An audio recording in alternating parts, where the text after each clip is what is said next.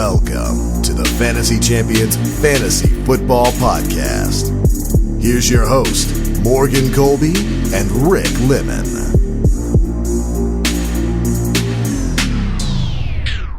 Welcome to the Fantasy Champions Fantasy Football Podcast. It is Thursday, August 8th. My name is Morgan Colby. I got Rick Lemon right across from me. What's up? We have 11 NFL preseason games tonight. Holy cow. There's a lot of games all in one setting. Kind of reminds me of a Sunday football game. Uh-oh. Yeah, hey. Dude, it's... Week 1 begins for the rest of us in the preseason world. 11 games. Dude, I don't even know what I'm going to do. I think it's almost the most wonderful time of the year. Seriously. Today we bring you our busts in part 2 of Breakouts and Busts. Before we get into our quick question to start the show, be sure to go over to our website at the Fantasy Champions to see articles, podcasts, videos, all kinds of content that will help you win your fantasy league. Follow us on Twitter and Instagram at the FF Champs on Twitter, at the Fantasy Champions on Instagram. Like us on Facebook at facebook.com/the Fantasy Champions. Subscribe wherever you listen: Apple Podcasts, Spotify, Stitcher, YouTube. Click the bell for notifications if you're on YouTube. Leave a review and share this podcast with your friends. Let's start off with a quick questions. Would you, right now, as it stands, be willing to draft Ezekiel Elliott at 1 to 4, knowing he may miss games if your draft was tonight? Now, I'd probably shoot myself if I had the 4th overall pick. Now, I ask you this question if, this podcast is pre-recorded, so if something happens between now and when we get there, this question becomes irrelevant, but answer it anyway for the humble. As of the second in time, I had the 4th overall pick, and Kamara, McCaffrey,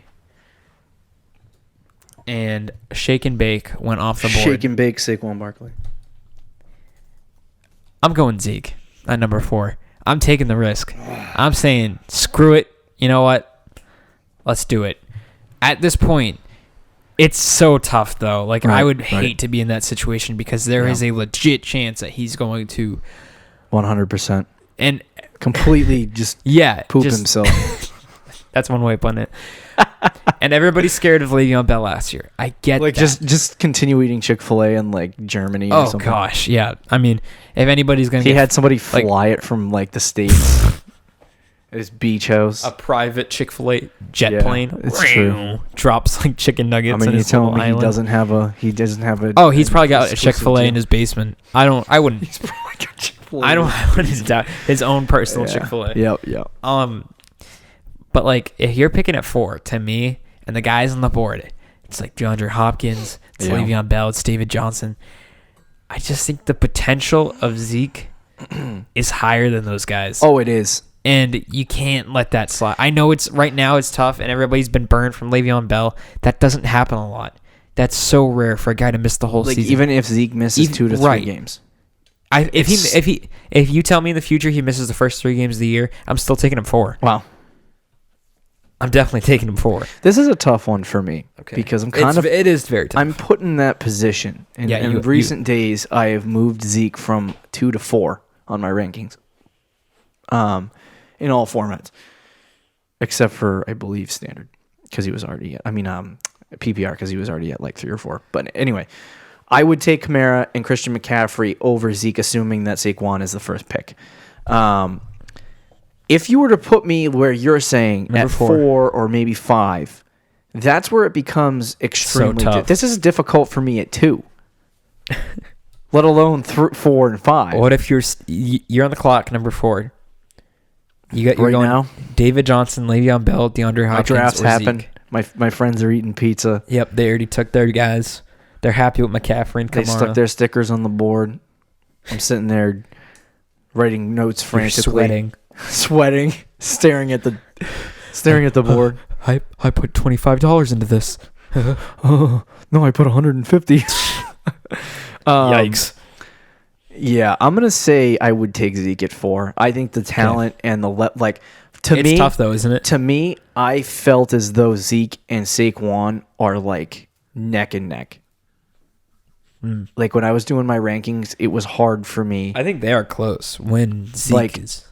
If Zeke gets to last year, he had a touchdown regression from previous years.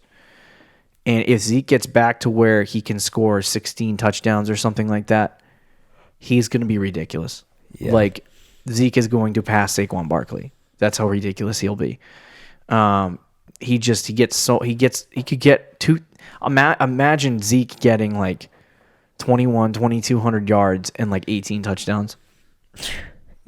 Yikes. That's like almost almost Gurley like. Last year Yeah. Gurley had like 2,100 yards and 21 touchdowns, something ridiculous like that. So I think Zeke gets back to that touchdown. They use him in the red zone. They use him in that area. Adding in the amount of pass catching that he did last year, I think he had 60, 70 catches. Like Zeke is going to be really good. To pass on Zeke at 4 or 5 would be crazy. Now, if we get closer to the NFL season and some leagues are drafting, like the last week of August. Yeah. I'm gonna guess we have information on Zeke at that point. Probably a lot more information. Than If what we there's have no now. information, I would be not shocked if he ends up in the second round. I agree. Because if there's no answers at that point, they're going to treat it like Melvin Gordon. Melvin Gordon right now, He's going in the third round. According to Sleeper, yeah, he's going at 302 in half Wow. PPR settings, and like that is crazy. So for me, I am going to say that I will most definitely take Zeke at 4 right now, and as we get closer, we can reassess. But he has moved down my draft board. It's very hard for me because I really do like Zeke this year. And like there have been 3, like for me, I think the top 3 for me have been consistently, Saquon, Zeke, and Alvin Kamara. So, I mean, this is the way I look at it. If you're sitting at 1, 2, or 3, right? Yeah. You have an option to have a top 5 back. If there is a little yellow flag next to their name and you hover over it and there is a concern, suspension, injury risk, or holdout. Mm-hmm. Why take the player with the risk as opposed to somebody who gives you the sure thing? Like, let's just say the top 4, right? Because the risk. You're sitting where I'm going to sit in a couple weeks at 2, right? Mm-hmm. You have Christian McCaffrey, Alvin Kamara, and probably Zeke on the board. Why would I look at Zeke knowing like, okay, maybe he's one of the best players, but I'm not sure when he's coming back?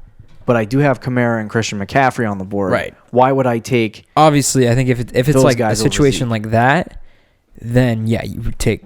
Yeah. If the player is close over those guys, I should say. But at what point do you get to be like, okay, well, the chances of Zeke coming back? Well, let's play a little game. Okay. Zeke or Saquon? Oh well, shake and bake. Zeke or Zeke? Zeke or Alvin Kamara? Kamara. Zeke or Christian McCaffrey? McCaffrey. Is this as of today? As of right now. Okay. Zeke or David Johnson? Zeke. Zeke or Le'Veon Bell? Zeke. Okay. Zeke or DeAndre Hopkins? Zeke. Zeke or Devontae Adams? Zeke. Okay. All right. So the one I think David Johnson would be David tough. Johnson would be I would tough. flip flop 4 on or that. 5 is where you would go. Yeah, I might change my opinion on David. That one would be very close. Now, if he was going to miss a whole month, where would you take him? Probably still like 5th or 6th. Interesting. If you're sitting at number 5 and you know Zeke's gonna miss a whole month, are you taking Le'Veon Bell over him? No. See, that's what I'm saying. No, probably not. Yeah, you as long as you know might he's be coming able back. to pull off 2 wins over that stretch in your fantasy Right, I feel like league. to me, I'll be like, draft well. I'll figure out the first 4 weeks. Yeah, I'll be fine. But then you got the bye week with him too. It's 5 weeks without Zeke. But the reward when he's back. Yeah. You just have to make sure he's definitely coming back. Yeah, right. I was thinking about it today. The amount of guys, like, every year there's 2 or 3 players that bust in the first round. Last year, Le'Veon Bell because of the holdout. You have David Johnson, who some would consider not a bust because he finished 10th and 9th. He's still but he was drafted at the 3rd or 4th pick, and it was a bust. And then The only other guy was Leonard Fournette, who was drafted 9th. But he missed He missed half the season. His was more of an injury bust than anything else. So when you look at the first round, you usually hit. About 70-80% of the time you hit. But there's always some holdouts. There's always some injuries. There's always some things. And you got to kind of foresee some of those. And so, I was just trying to think about what guys that possibly might fall out of that and be in that conversation for me. And Melvin Gordon was one. Michael Thomas was the other because he's a first-round pick right now. And then my final guy, I think my final guy was David Johnson or Joe Mixon, one of the two. I won't go over why, but it's just interesting to see as you're going through the month of August, like some of these guys are holding out. Yeah, you want to get drafting. You want to see even your ADP. You want to see like real ADP, like when you get to your draft night and like crap like this is happening. It just gets tougher and tougher as things go along. So it's an interesting question to ask. You know what I mean? If I was asked that same question about Melvin Gordon, like where would you take Melvin Gordon if you knew he was going to be out a month and then he was going to come back? Where would you take him? Probably like late first round. Yeah. Later than Zeke. Yeah, but. Right. So always keep an eye out on situations like this. This and the Melvin Gordon situation is going to be like two of the most hotly discussed topics over the next 3 weeks. But we'll see. We'll keep you updated. Let's get into our main segment, Breakouts and Bust, Part 2. We're just going to move into our Bust segment of the show today. We're going to be our top 5 Bust players of 2019. I'll say top 5 again for SEO purposes. Number 1 on our list was a guy we were just talking about, Le'Veon Bell. Oh, that's we're gonna put it in writing. Or put it in ears or content on the internet. Yeah. Because a lot of people are not really taking a side on Le'Veon Bell. And this is coming from... The fantasy champions are about to take a side. I think more you than me. Because I was just going to say, because I do like Le'Veon Bell. I'm gonna start that off. I like Le'Veon Bell too. And when I have the 10th overall pick in our home league, our main go-to league. And I've been looking at him as a guy I want to draft there for a while. But with sudden changes in the draft board, he's now going number 5 in a lot of leagues. Right. Is Le'Veon Bell worth the 5th overall pick in a fantasy draft? No. Not even 6. Not even 7 to me. So I talked about this on a video I released on Monday for our YouTube channel. Players I'm not drafting this year. Even if I'm in a spot to draft. Like, I would take wide receivers over Le'Veon Bell at this point. And here's the reason why. And that's coming from, you're a receiver hater too. And I love Le'Veon Bell too. Like, I do not hate him. I've wanted for years to have him on my team. And at this point, like, I don't even know if I can justify taking him. Le'Veon Bell is an interesting player. I always talk about fantasy point per opportunity. He has the low end of what is good in fantasy football. Like some running backs, really good running backs like Saquon Barkley, Todd Gurley, top end, number 1 running backs fantasy football, 1 fantasy point per opportunity.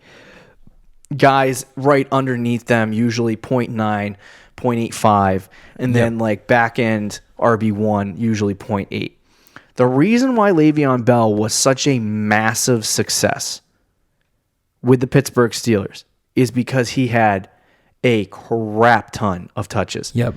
He had, the last time he played in 2017, he had 0.8 fantasy points per opportunity, which is the low-end RB1 spectrum. Which is still decent, but... In that season, he had 321 carries on the ground. Wow. And 85 receptions. Holy cow. So he touched the ball 406 times. That's absurd. Isn't it crazy? He finishes the number 1 running back in fantasy football that year. He finishes the number 2 running back in fantasy football behind Todd Gurley. I'm sorry. Yeah. But it is absurd how much the Steelers gave him the ball. In years past, he was always between 350 and 375.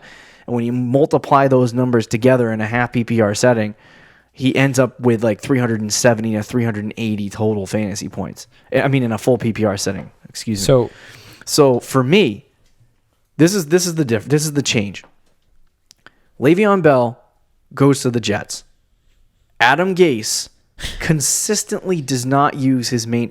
It's going to be hard for him to give Le'Veon Bell 250 carries. I could see Le'Veon Bell maybe cracking 290 this year with the Jets. Yeah. He's not going to get 400 touches. He's not going to get 350 touches. He's probably going to get 290. I would not be shocked if he hit 300. If he does that, right? If he does that, he gets a total of, I'm putting the numbers in a calculator, 240 fantasy points. In a half PPR setting, that lands him right around RB 9, 10, 11, or 12. Still an RB1. Still good. Still good. Not fifth overall. Not fifth overall. So you're drafting this guy. This is your, I said this on the video, this is your David Johnson. Right? He's going to be good, this is but the he's guy, not going to be great. Right. He's here. People are going to draft him going, whoo, Le'Veon Bell. I'm feeling it this year. I'm feeling the Le'Veon Bell train. Let's go. And he's going to give you like 220, 230, 240 fantasy points so maybe at to play max. devil's advocate, does he have something to prove this year? A little bit. I think he does because people faded him, but the Jets aren't the place to do it. So maybe like he's going to be the number one weapon on that offense. Okay. Sam Darnold is still a young quarterback, so I think they are going to run the ball a lot. I do agree with you with Adam Gase, though, and I think he does like to use multiple running backs, which should hurt Le'Veon Bell, and I don't think he's going to get as many touches as he did in Pittsburgh, which will also hurt Le'Veon Bell. It's going to be like, it all depends on where he ends up with the touches. Is it on the higher end of what you were saying? Opportunity. Right, which is what we say for almost every guy. It's what it comes down to for a lot of fantasy players. The biggest thing for me is that he's going to get workhorse opportunity. He just has never been efficient enough to be... He's not going to get what he got in Pittsburgh. He's never, like, and I hate to say this, and this might be my hot take of the year, but he's not going to be, and I don't think with the Jets, unless they give him 400 touches, which I don't, very, very unlikely, he cannot... Le'Veon Bell cannot be a top 5 running back again in this league. I think the other thing you have to also consider is that was kind of hot. Guys that don't Kind of burning. guys that change teams generally need a year to learn playbooks, so that's going to affect his efficiency. So I could see his efficiency dropping to like 0.75, and if that's the case, less targets. I mean, not less targets, but less touches, less efficiency. What does that equal? That just equals a guy that ends up being an RB 10, 11, and you go like you said a month ago, he was getting drafted as the 10th running back. That was good for his value. He was like if I was there, I would draft him. First pick in the second round. Like you're like, okay, well this guy, he's gonna give you that. I think he's a very safe pick. Very safe pick. 15 fantasy points a game in a standard league. He'll be good. He'll be solid. He's not worth the 5th overall pick. He's not. Which is what we've been saying. I don't think 6 or 7 either. But so if he's there to me at 10, somehow, I'm still looking at him. Yeah, I still might take him 10th, but I think there's a real possibility that he busts. Yeah, like he's in a worse. There's so many. Like when I look at players, I always look at stuff that is like you have to look at all the variables. You know, he changed teams. That could affect his efficiency. He changed teams. That could affect his opportunity. Not only did he do those two things, but he's going into an offense that is not as good as the ones he used to be a part of. That is true, yep. He's going into a team that has the Steelers every year have a top 5 offensive line. The Jets That's another good point. don't have a top 5 offensive line. And so it's like, for me, when you look at Le'Veon Bell, I don't think he sucks. I think he's talented. I like Le'Veon Bell. I told you I've been wanting him on my fantasy teams for years. But now that he's on the New York Jets, it's just not. Like if he signed with the Texans, I would have completely different thoughts on Le'Veon Bell. Not necessarily. I think efficiency-wise, opportunity-wise, we'd probably be having the same conversation. But efficiency-wise, he might even be able to go up a little bit. With the Jets, I just think... Yes, Darnold is young. Yes, Darnold is good, but that's about like Le'Veon Bell is like the only part of that offense, and that's what they're going to try to stop. What if you think the Jets take the next step though as a team and as an offense? I still think it's going to take a year for Le'Veon Bell to figure it out. This is the first time he's played without the Steelers, without his man's Mike Tomlin. I'm still kind of torn. It is a hard one because he's one of these guys that has been so like he's been a part, like in the years that he has played a full season, he's been fantastic. The guy, like top 3. Yeah. And when I was like, yeah, definitely Le'Veon Bell. I'm taking Le'Veon Bell over James Conner. I'm taking Le'Veon Bell over Joe Mixon. I'm taking Le'Veon Bell over, some of these guys. And I'm like, I really like him. Until I started looking at the numbers and the opportunity, and I was like, there's just something's not going to line up here. That is true. But would you let's play this game again? Would you take James Conner or Le'Veon Bell? James Conner. Oh, yeah. See, I don't know. I don't know if it would. Actually, that's so tough. Do you want me to pull up my my rankings? Sure. Where do you have Le'Veon Bell? Give me 2 seconds. Half PPR. I have him. Come on now. Would you take Joe Mixon? I take James Conner. These are the guys I take over him. Barkley, Kamara, McCaffrey, Elliott, Gurley, Johnson, Conner, Mixon. And I have Gurley. I haven't. Yes, Gurley is number 6 on my rankings, or number 5 in half PPR. Oh wow! Yeah, a lot of people are going to disagree with that one, but I will burn with that ship. So, anyway, I have him. And if Melvin Gordon plays, Melvin Gordon is also ahead of him. So I have him right now at 10, with the potential of maybe even. I don't think Dalvin Cook's going to pass him on my rankings. Definitely not that, but. So you have him early second round.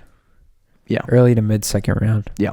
That's where I think his value is. I think he's going to end up being a low end wide receiver. Low end RB1, high end RB2.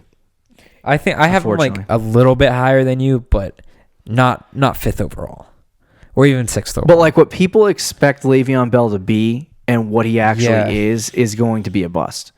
Yep. Realistically, the ADP of David Johnson last year was 4, and he finished 10. So that was only 6 spots. But what he did to your fantasy team, right, as a result, the amount of talent in the first round, and the amount of talent that you passed up on, right, it's huge. So I agree. There are going to be guys that pass on James Conner and Joe Mixon, and then they're going to be Le'Veon Bell, right? Whoa, I think Le'Veon Bell's only going to be 5 spots lower than what he's I think he'll probably be It's 9th even or 10th, hard for me. I cannot see a world where he doesn't finish as a high end RB2. There's no world where I can see that.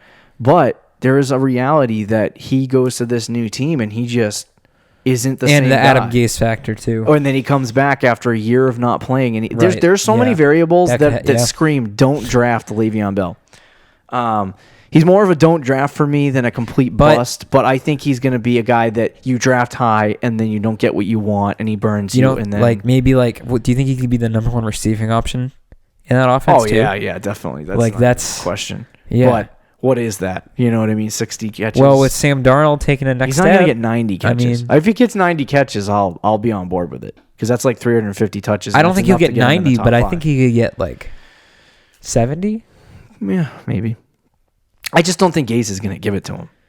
That's probably the biggest thing that makes me concerned with Le'Veon Bell. We got to move on. Yeah. Otherwise, we'll just call this the Le'Veon Bell is going to bust podcast. Le'Veon Bell is a very interesting interesting guy. Yeah, I continue to look at the stuff, but I've looked at so much crap. Yeah. I'll be doing a lot of research. There's stuff. Yeah. There's stuff because you're going 10. Yeah. There's stuff that proves that Le'Veon Bell can be a good running back in this league and that he can be a big time running back with the Jets. I wouldn't be shocked if he finishes 5th. Yeah, well, I don't think he's going to finish 5th, but I don't think he will, but the amount of I'd like to with certain players that I'm not sure about, I make a pros and cons list. You know what I mean? And for me right now, the Le'Veon Bell cons are 3 miles, 3 pages long, and maybe half a page for his pros.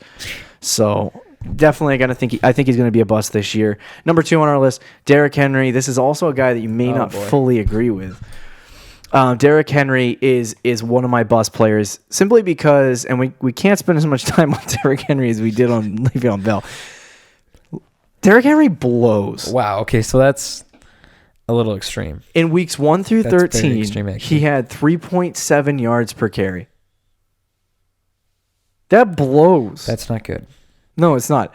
He had 3.9 yards per carry in week 16 and 17. The only 2 weeks that skewed his numbers so that he got like 4.2 yards a carry on the season were the game where he had 250 yards, and the game after that where he ran it 10 times and had like 110 yards. He had two good games on the whole season where he busted out and he had he was like super good and all this stuff, right? Mm-hmm. The rest of the season, he was a garbage can. He was a hot mess, dumpster fire. Like, you literally, when people, Derrick Henry truthers, hold on to those 2 games like they're gospel until week 1 where he gets like. But isn't there a part of you that's points. like, that's when the Titans figured something out? No, because he went back to normal after week 16 and 17. Plus, the guy that figured it out, Matt LaFleur, is now coaching the Green Bay Packers. Yeah, but and their wide receiver coach. So they're just never played. By the way, how did you use Derrick Henry? Who's never play called in his entire freaking life, is now calling plays. I'm not saying Derrick Henry's gonna be good. I'm probably not drafting him. I think he's gonna be a bust. Your take is just, I think, a little extreme on Derrick Henry. Yeah, he's gonna be a bust. All right, so the reason why, do I think Derrick Henry can be a mid to low end RB2? Yes.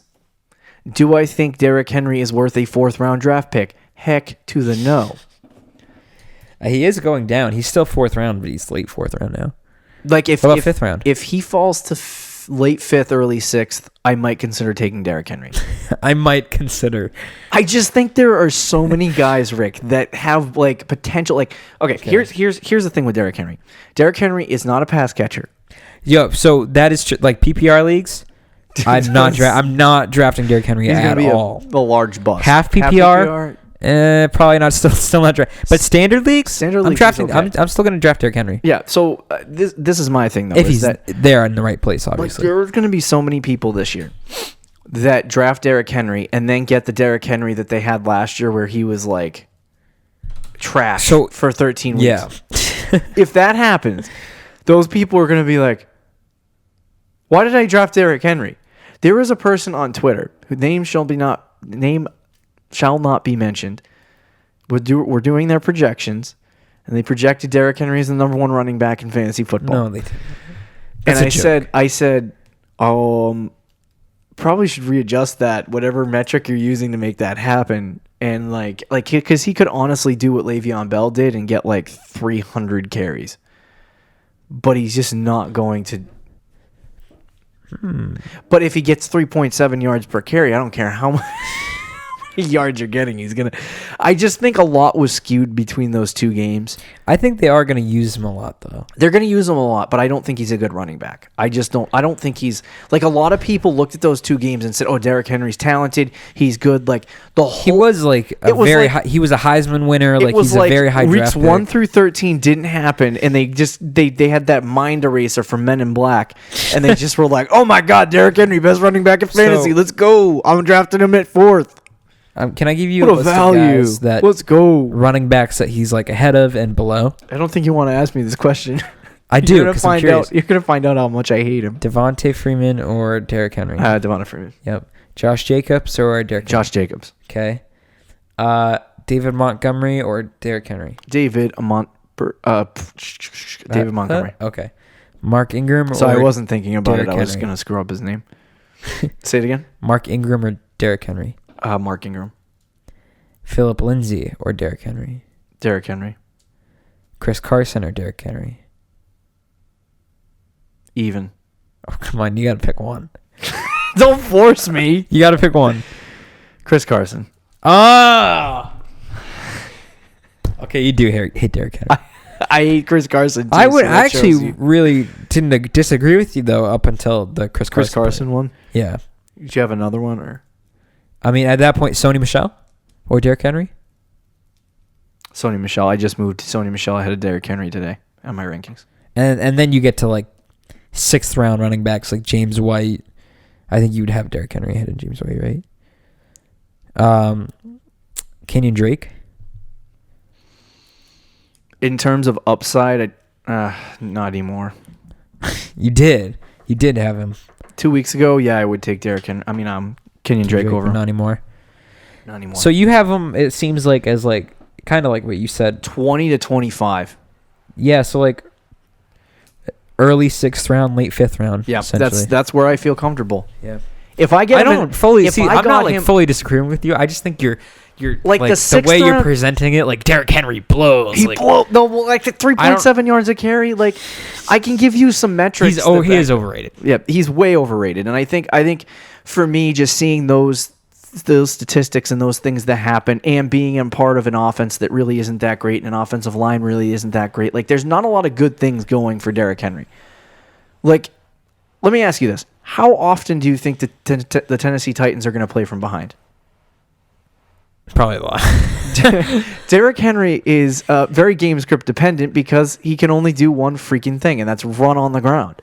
Yeah. So if they fall behind, which they are going to a lot, Derrick Henry is not going to be a valuable asset for their team because they're going to give it to guys like, I don't want to put Deion Lewis on this bus, but they're going to give it to guys like Deion Lewis and pass it a lot. Corey Davis. To Corey Davis. Yeah, there's your boy. I don't like Corey Davis this year. But Derrick Henry is one of the guys I'm staying away from, and I think he's going to bust this year. I think people are going to draft him as if he's going to be a top 15 running back in the 3rd, 4th round, and they're going to be sorely disappointed. Let's move on to our next guy, Phillip Lindsay. This is a guy that's hard to put on this list, and I'll tell you why. I'm ice cold hearted, so I don't care, but Phillip Lindsay is a guy you root for. Undrafted free agent. Too small. Not strong enough. You can't be a workhorse back. He's a guy that you want to root for. Like, I am rooting for Phillip Lindsay this year. Like, good luck. But as a fantasy football player, you have to be cold-hearted with some of these guys. And Phillip Lindsay is not a guy I'm drafting this year. His ADP to start back in March was April, it late 3rd round? It was like 3rd round, and I was fading him hard. He was going to be like one of my hardcore busts of the year, and then he started falling back and back and back. What is he now? 7th, 6th? He's late 5th. Late 5th, so still too high. 7th is where I would probably take him. Right now, I have him ranked 28th. Wow. Yeah, so I don't like Phillip Lindsay for one particular reason. Or for multiple.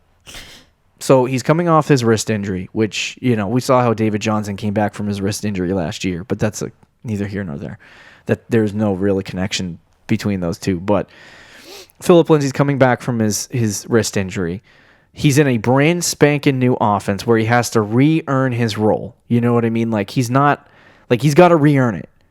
Royce Freeman was a 3rd round draft choice. He's got to re-earn his role with this new coaching staff. So not only does he have to re-earn his role, he has to learn the playbook and be effective, come back from his injury, and do all of that. Like, literally not only being undrafted, short, and not a workhorse back stacked against you, but you also are coming off an injury, learning a new playbook, and trying to prove yourself to a new coaching staff. Yeah. Like, that's a lot to kind of blow through. And he was still a high-end RB2 last year. So it wasn't like he was a big-time RB1. You know what I mean? Yeah. Like, he's going to have a major regression this year. Well, I think it was at 5.7 yards per carry last year. Yeah, it was ridiculous. If he doesn't regress to, even if he's 4.5, which is still good for running backs, he's not going to get the opportunity to be able to produce efficiently. Phillip Lindsay, I'm going to look up. Give me your thoughts on Phillip Lindsay while I look this up.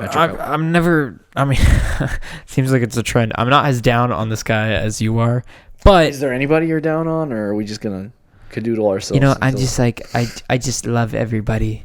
Oh God. I know, but especially, a month ago or 2 months ago, like you were saying when Lindsay was going 3rd round, I was 100% on board with you. I was like, he's going to be the biggest bust, out of everybody right now. I'm saying he's the biggest bust. He's fallen out to late 5th round. I think he's still a bust, and I definitely would put him on this list.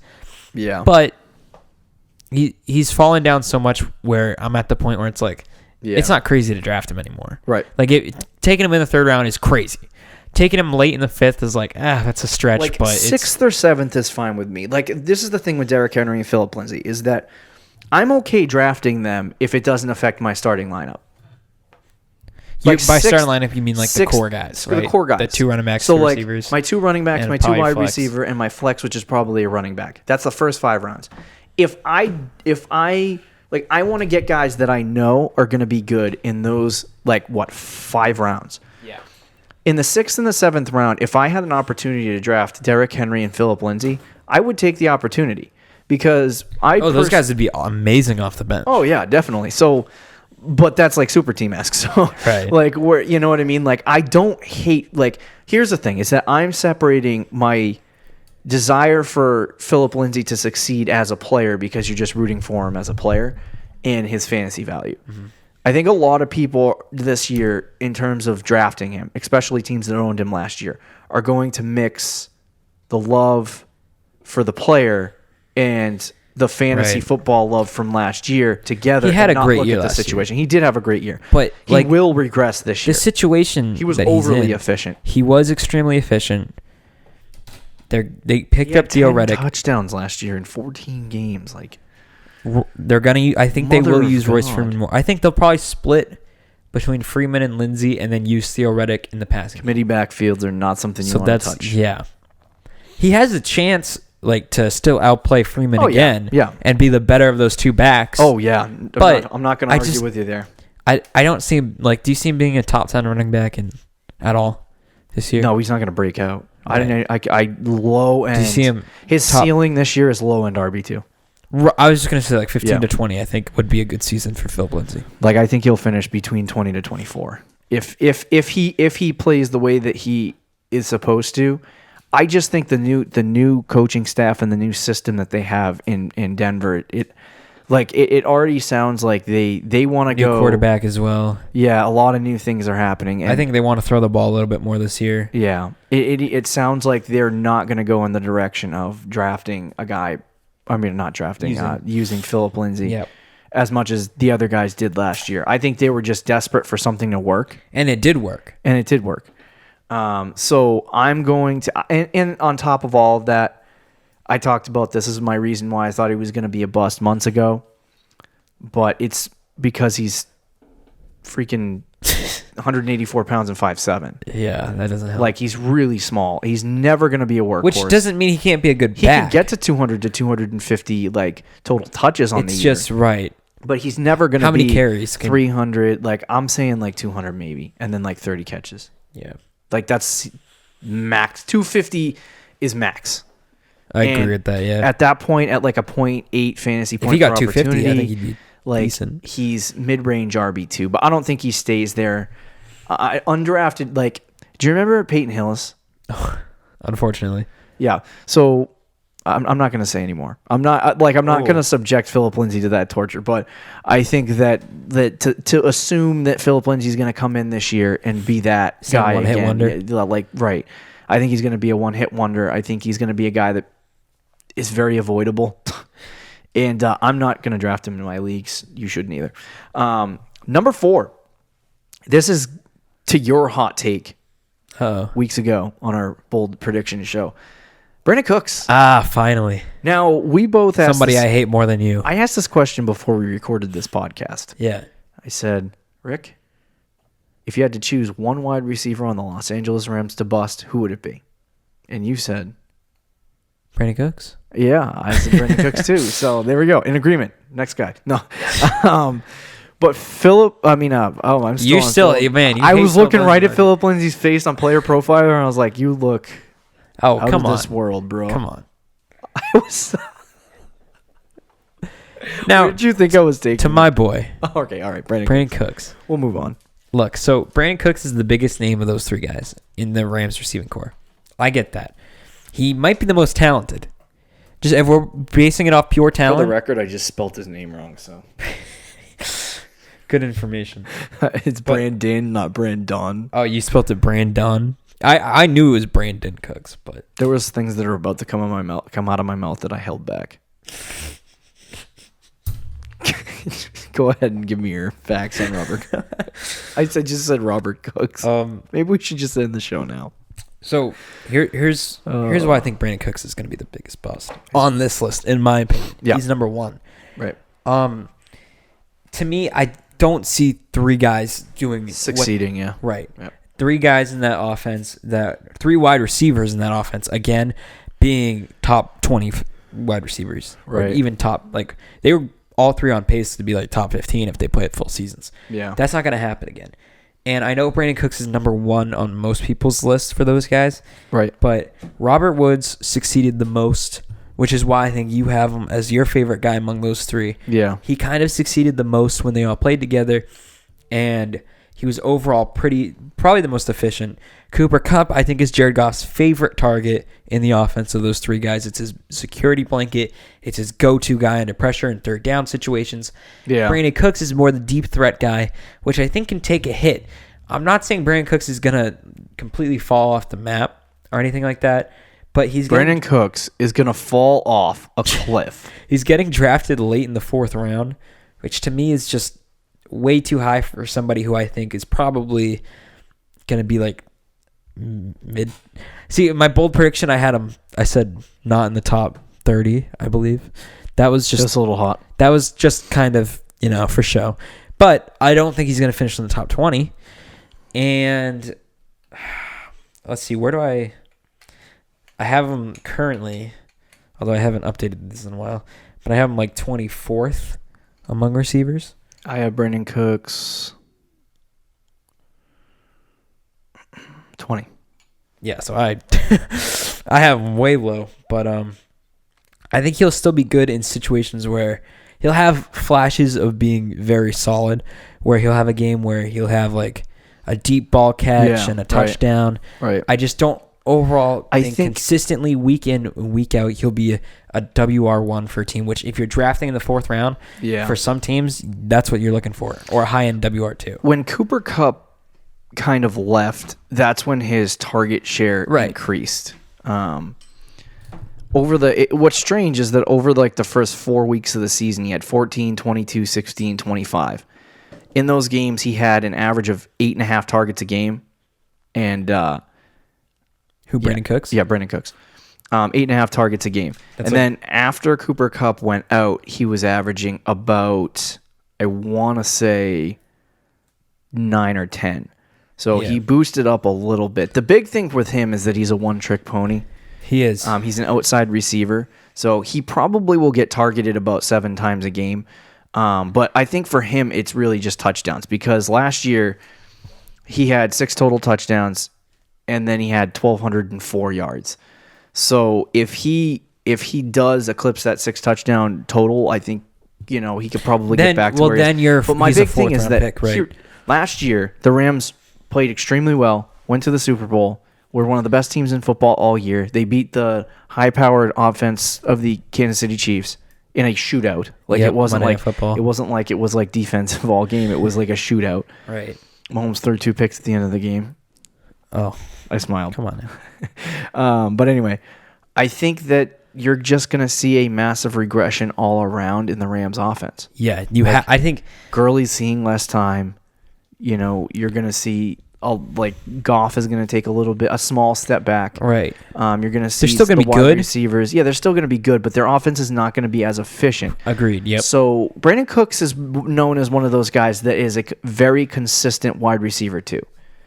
And I think that you could see him finish as a wide receiver 2 again, but I think it's going to be between 20 and 24.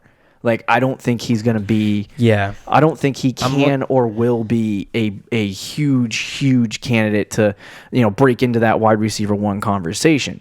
Is there a chance that he finishes outside of a wide receiver 2? Maybe.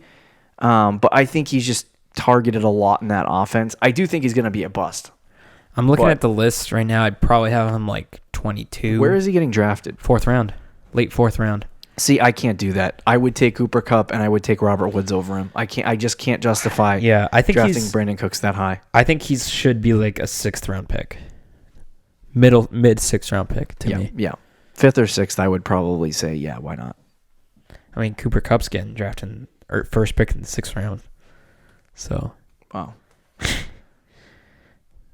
Just a little penny for your thought there, bud. Penny for your thought.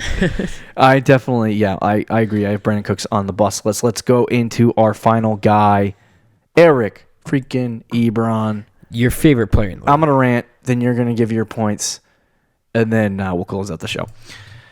Eric Ebron, I don't even need to pull up the statistics. I've done this so many times, I can just do it off the top of my head. Eric Ebron is, A, not the main target at tight end. I've talked about that before. B, he had an insane amount of touchdowns last year, so he's going to face a touchdown regression. Not only is he going to face a touchdown regression, but Devin Funchess is there, who's going to be a red zone target as well.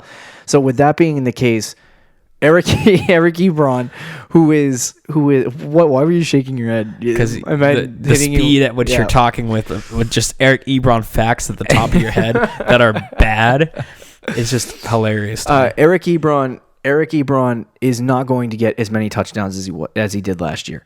I agree with that. The main or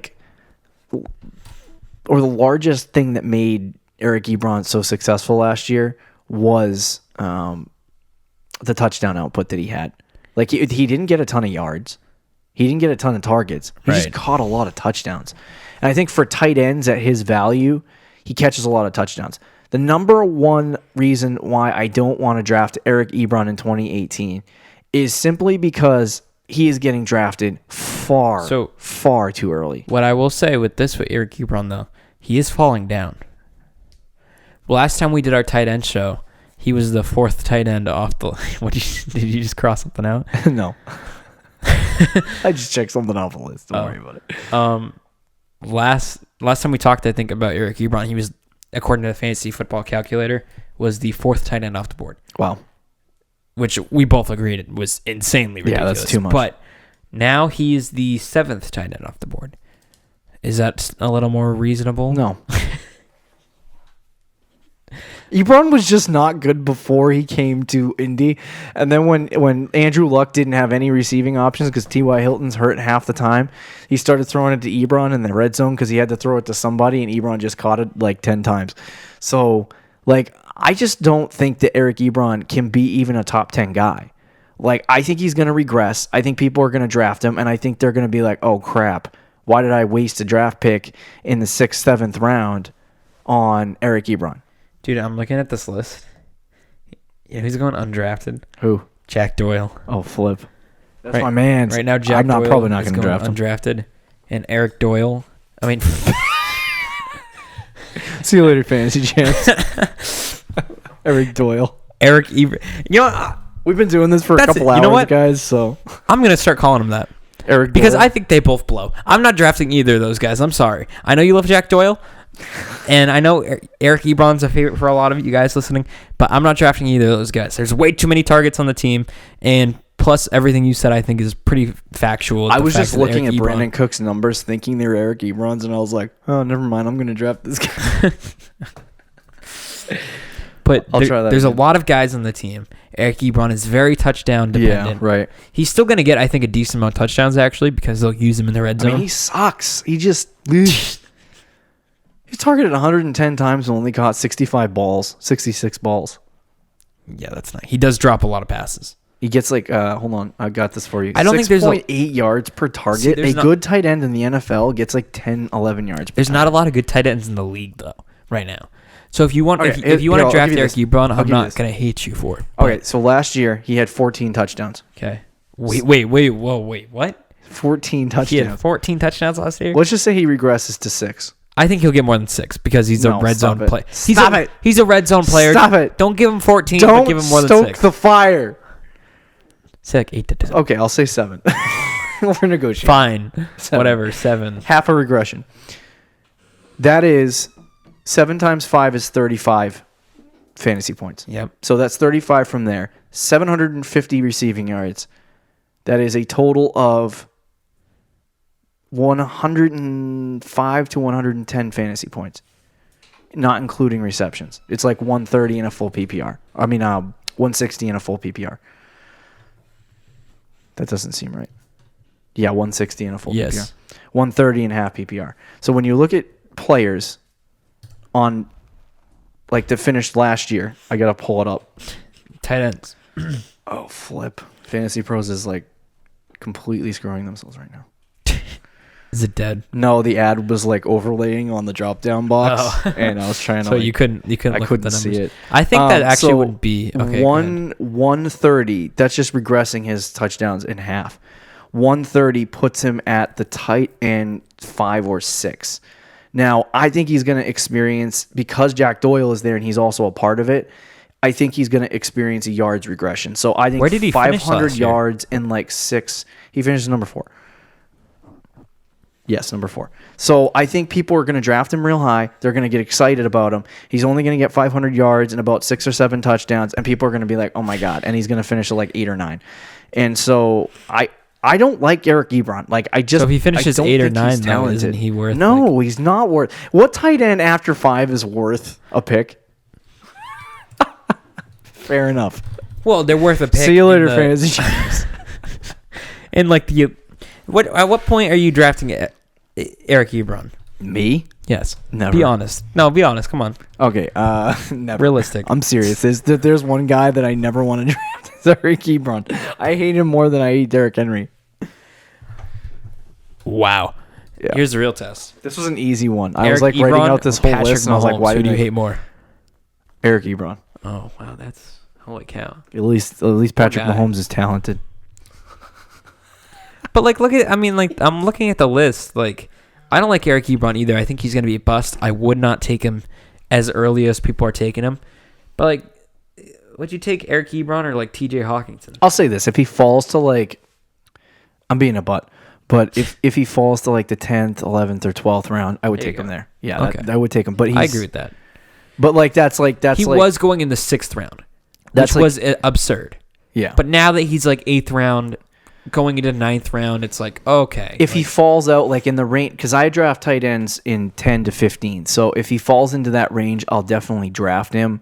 But I just think there are so many variables in that situation with Indy that make it impossible for him to, have an opportunity to be a big time wide receiver. I mean, a big time wide tight end 1. I almost did it again. So like I really do think that like what people expect Ebron to be, which is a top 5 tight end, I think he's going to fall out of that. He may even be like 10 or 11. Like tight ends don't unless you are like Travis Kelce, Zach Ertz, or George Kittle, you don't consistently produce on a week-to-week basis. Yeah. Like, or on a year-to-year I think basis. O.J. Howard might be able to. He might be able to do that, but he just wasn't that guy last year. Like, there's going to be a bunch of guys that take the leap. You have these 2 new tight ends, too. Like, in the preseason game, I watched a quarter of it, and then I watched, like, the 10, 20-minute, like, recap of the game or whatever. Yeah. And they targeted Noah Fant, like, 6 times over the course of like 2 quarters. Did they? So I don't know if that means anything for the regular season, but you have Noah Fant, you have T.J. Hawkinson, you have Austin Hooper, you have guys that finished in the top 10, Trey Burton, and then you have guys like Kyle Rudolph, Greg Jared Olsen, Cook, who finished out, Jared Cook, Vance McDonald.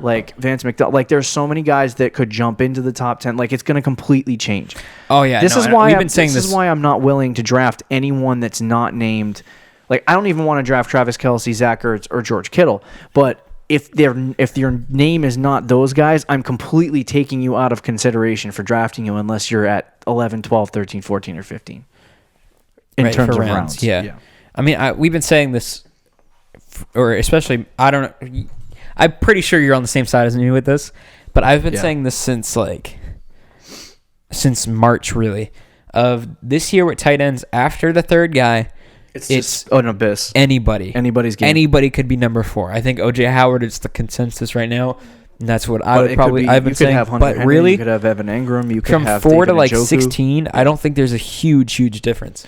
I think the thing that I look at is the amount of like when a quarterback drops back in the pocket and they're looking at their options. Where is that guy on the team? Like David Njoku, it's going to be Odell. It's going to be Jarvis Landry. Then it's going to be David Njoku. Yeah. Hunter Henry, it's going to be Mike Williams. It's going to be Keenan Allen. It's going to be Melvin Gordon. And then it's going to be Hunter Henry. So, and then you look at like O.J. Howard. It's going to be Chris Godwin, Mike Evans, then O.J. Howard. Like tight ends are always going to be like the 3rd guy. But if you're talking about being the 4th guy, like Patriots offense, for example, it's always been Julian Edelman, James White, Rob Gronkowski, right? When Gronk was playing. Yeah. So it's like you're always going to have the tight end be the second or third guy. If you're a good tight end, Travis Kelce. It's Tyreek Hill, Travis Kelce. For George Kittle, it's Dante Pettis, George Kittle. He might be number one. George Kittle might even be number one on that team. And for Zach Ertz, it's literally maybe Alshon and then Zach Ertz. Yeah. And then Deshaun Jackson. He might also be number one too. He might also be on number one on his team too. So it's like, but the guys after that, you're asking like Evan Ingram. Like Evan Ingram might be the number one target. He's got Eli. God, people roast Eli so hard. He's not that bad. Like, jeez, he's mediocre. Eli was not that bad in 2011.